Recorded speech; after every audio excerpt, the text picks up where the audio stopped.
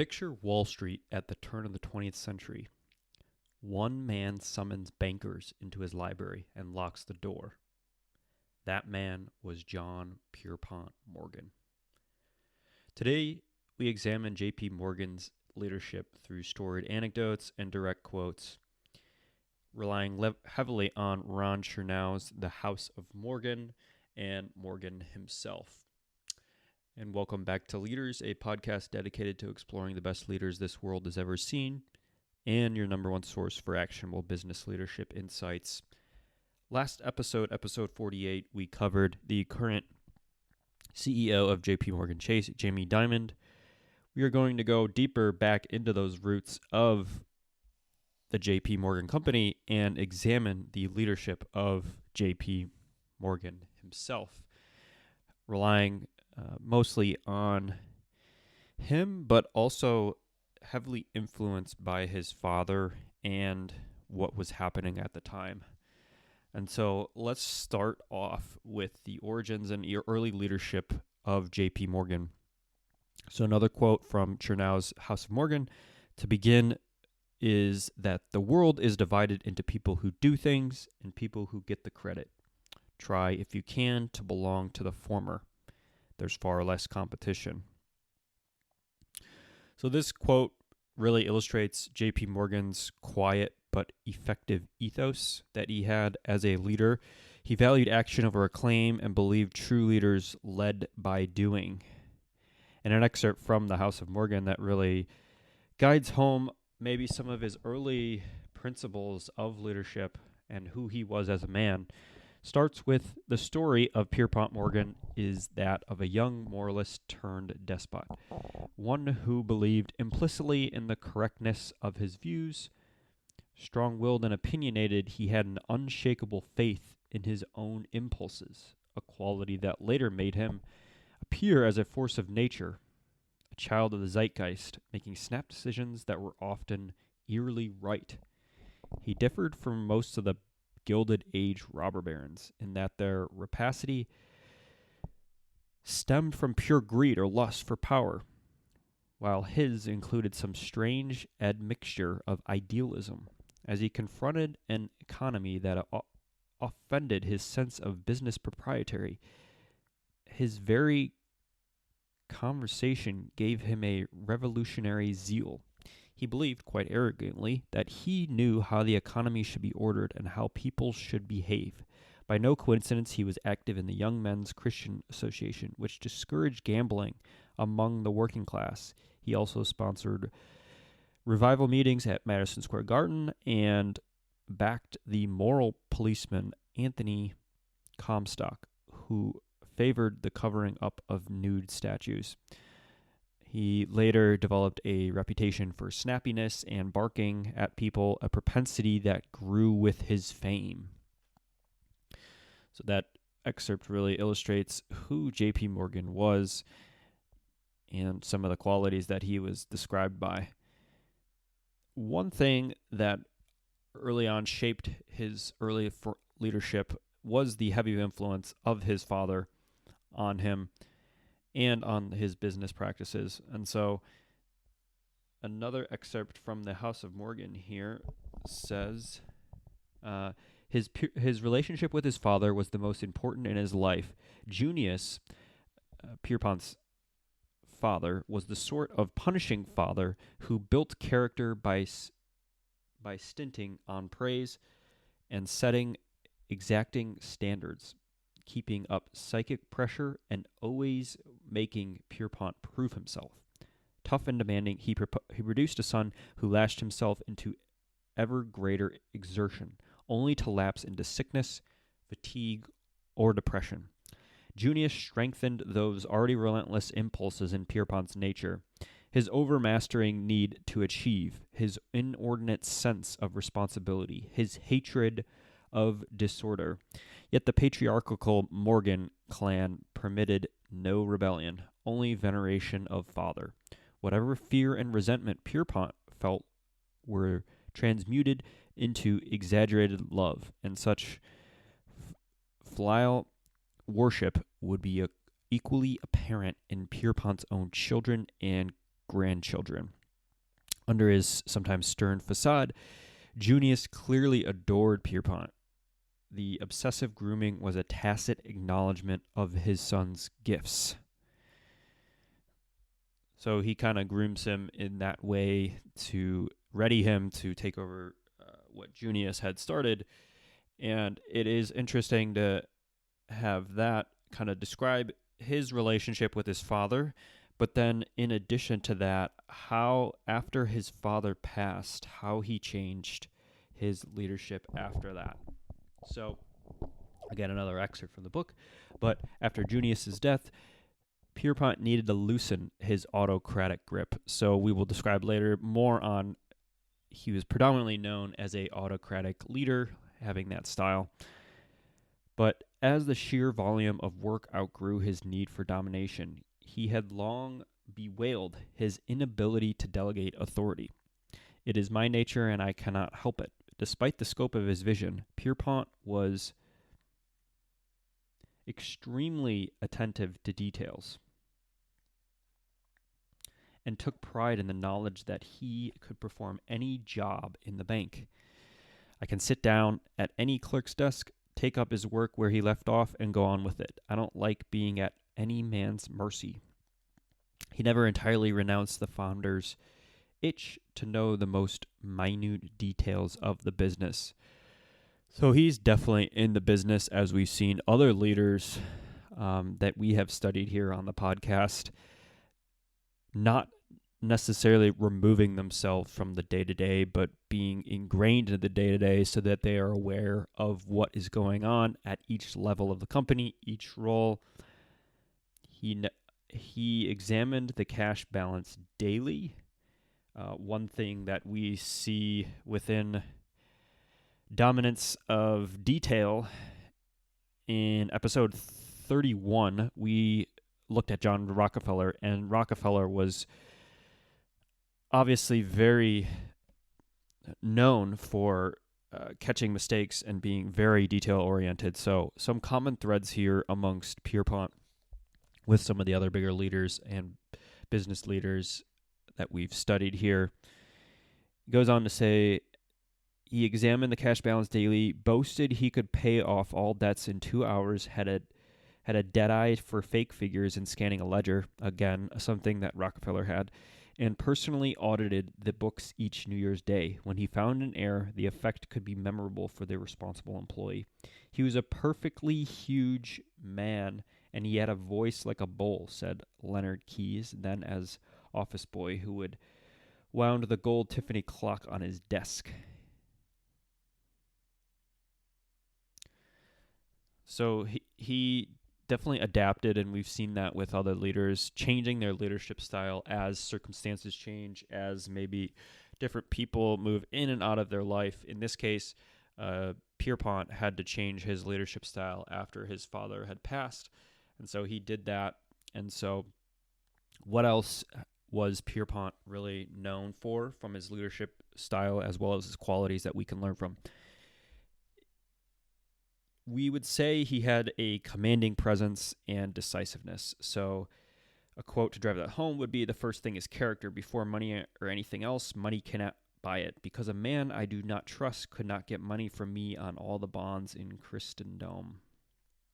That really underscores how he and his reputation for integrity was his most powerful, in a sense, currency here. His trust was selective and strategically vital. Another one of his kind of lesser known but brutally honest quotes clearly illustrates a leadership philosophy that he had. So the quote being, "People without homes will not quarrel with their leaders. This is well known among our principal men now engaged in forming an imperialism of capitalism to govern the world. By dividing the people, we can get them to expend their energies in fighting over questions of no importance to us except as teachers of the common herd." Pierpont Morgan never really let the past dictate his present or future, and he was quick to throw out the playbook when it wasn't working. He rebuilt failing businesses from the ground up, setting them on a new course to ensure long-term success. He was also certainly open to hearing the opinions of trusted advisors. but he really wasn't the sort of leader who focused on collaboration, consensus, or employing some kind of autonomy amongst his employees. His leadership style, again, as we earlier said, for the most part in his early career, was autocratic. He set clear, kind of unambiguous goals, and he knew exactly how to achieve them. In addition to that, his leadership style can be described as another excerpt from the book of House of Morgan here. So, as we mentioned, he, not surprisingly, he had trouble delegating authority and low regard for the intelligence of other people. He agonized over finding new partners, and people never measured up to his inflated standards. To find suitable candidates in 1875, he pored over business directories from New York, Philadelphia, and Boston in vain. The longer I live, the more apparent becomes the absence of brains, particularly soundly balanced brains, he told Junius. Once again, Pierpont flirted with the notion of quitting banking and casting off the oppressive weight of business. In 1876, when Joseph Drexel left the firm, Pierpont wanted to follow him, but he held back, awaiting word of Junius's plans. He was chained to his bank by a sense of mission that never abandoned him. Perhaps never in financial history has anybody else amassed so much power so reluctantly. J. Pierpont Morgan was more exhausted than exhilarated by his success. He didn't enjoy responsibility and never learned to cope with it. Despite that, though, Pierpont was seen as a natural leader on Wall Street. Whatever the general public might think of the Morgans, businessmen respected them for their honest dealings. August Belmont Sr. thought Pierpont brusque but fair. Andrew Carnegie, who we studied on episode 34, he was around at the same time as Pierpont here, and he raised money for his first rolling mill by brokering bonds to Junius. Told the story of how during the 1873 panic, the Morgans sold his interest in a railroad for $10,000. He already had $50,000 on deposit with Pierpont, and when he showed up to claim his $60,000, Pierpont handed him $70,000 instead. Pierpont said that they had underestimated his account and insisted he accept the additional $10,000. Carnegie didn't want to take the money. "Will you please accept these $10,000 with my best wishes?" Carnegie asked him. No, thank you." Pierpont replied, "I cannot do it." Carnegie decided that in the future he would never harm the Morgans. Interestingly, Carnegie venerated Junius as the model of the sound, old-fashioned banker, but there was always friction between him and Pierpont. So, again, some leadership here. He definitely had a clear sense of right and wrong, and that is how he quickly became accustomed to, even if it was reluctantly, exercising some leadership amongst his companies. And so he gave, in addition to that, he gave detailed instructions using a top-down approach, and he was careful to monitor his workforce for efficiencies. He created policies and procedures based on the theories of the least expensive and most effective methods of achieving results. And he held each and every member of his workforce accountable for complying with the requirements that he set out. This attention to detail that he exhibited and insistence that his workers conform to his methods ensured he could build exceptional companies that created products and services that ended up transforming American culture. As we've studied these leaders, certainly we want to point out a lot of their great qualities. There are times of challenge that we also want to highlight, and there are leadership lessons within that. One of them being crisis management and the panic of 1907 that Pierpont had to endure. So he became the de facto central banker during this panic and rallied a fractured financial system. Morganization was a term that was referred to in the House of Morgan that referred to how Morgan stabilized industries like rail and steel by consolidating failing companies into more efficient monopolies. So a great tactic there that he had.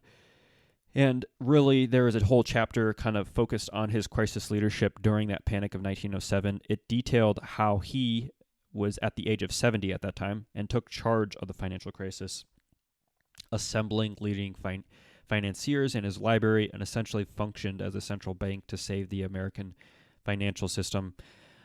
Maybe reminiscent or maybe even more powerful than in 2008 when Warren Buffett came at the rescue of some of the banks that were failing at that time. So his decisive leadership during this crisis cemented his reputation as the most powerful financier in the America during that time. And really the lesson there being in crisis, leaders must step in decisively, and Pierpont's willingness to act really made him indispensable during that time. There is another story really of his kind of pure will that want to drive home here as well from the book. And so the final excerpt here that we want to have for this would be, the next day, call money soared again to exorbitant rates. 8 banks and trust companies had already failed during the week. This is during the panic. Pierpont went to the New York Clearinghouse, the bankers' trade group for clearing checks, and got it to issue scrip as a temporary emergency currency to relieve the serious cash shortage. Herbert L. Satterley has left a wonderful vignette of his father-in-law returning to 23 Wall. It shows why contemporaries saw Morgan as the incarnation of pure will. So here's the excerpt. Anyone who saw Mr. Morgan going from the clearinghouse back to his office that day will never forget the picture. With his coat unbuttoned and flying open, a piece of white paper clutched tightly in his right hand, he walked fast down Nassau Street. His flat-topped black derby hat was set firmly down on his head. Between his teeth, he held the paper cigar holder in which was one of his long cigars, half-smoked. His eyes were fixed straight ahead. He swung his arms as he walked and took no notice of anyone. He did not seem to see the throngs in the street, so intent was his mind on the thing that he was doing. Everyone knew him, and people made way for him, except some who were equally intent on their own affairs, and these he brushed aside. The thing that made his progress different from that of all the other people on the street was that he did not dodge or walk in and out or halt or slacken his pace. He simply barged along as if he had been the only man going down Nassau Street Hill past the sub-treasury. He was the embodiment of power and purpose. So a great illustration there of how he was in crisis. Just some great leadership exhibited there. He did have, in addition to what was viewed then as an incarnation of pure will, he had a strategic vision and consolidation. So he also saw competition as a destructive, inefficient force and instinctively favored large-scale combinations as the cure. So taking failing businesses and, again, making them into successful, dominant monopolies. And follow that with the U.S. steel consolidation. So his realization within that was that the industry often needed scale over rivalry, and he turned fragmentation into power and stability. And really the paradox of that power. The House of Morgan was the world's most important financial institution at that time, functioning as a bulwark of American capitalism. Money equals business, which equals power, all of which come from character and trust. Those two quotes kind of frame how he understood his own power and wrestled publicly with its kind of morality. In addition to that, he was detail-obsessed and had that personal style. So despite the scope of his vision, he was extremely attentive to details and took pride in the knowledge that he could perform.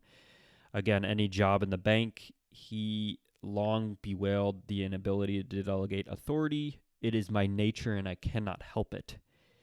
Despite the reach, he was really hands-on, meticulous, and personally involved.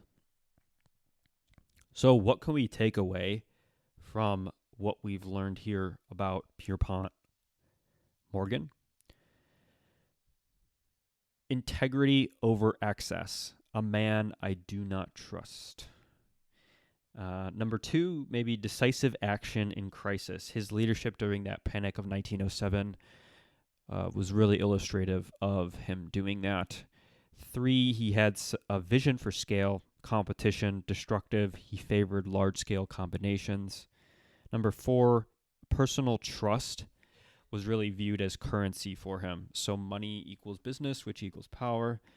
5 was the mastery of detail. He could perform any job. It's really in his nature. John Pierpont Morgan may not have been universally loved, but when the system teetered, people turned to him. And that's really the measure of leadership. He was a bold, visionary leader who knew that flexibility and adaptability were key to survival. He applied that to everything in his life, and from creating new types of companies that in some cases are still to this day alive and well, to embracing the very latest in technology and innovation throughout that time. He is a formative leader that a lot of the different banking practices and leaders that we see today embody some of the things that he had established, and certainly one of the pioneers from a finance and capitalism place within this industry, and a business leader in addition to John Rockefeller and Andrew Carnegie, who we've covered, one of those big people of the early 1900s that helped shape business, companies, and what was to come thereafter. And so with that, as episode 49 on J.P. Morgan, a formative, again, leader at the turn of the 20th century, really influential on Wall Street and finance throughout his life. Thanks for listening, and we will be back with episode 50 soon.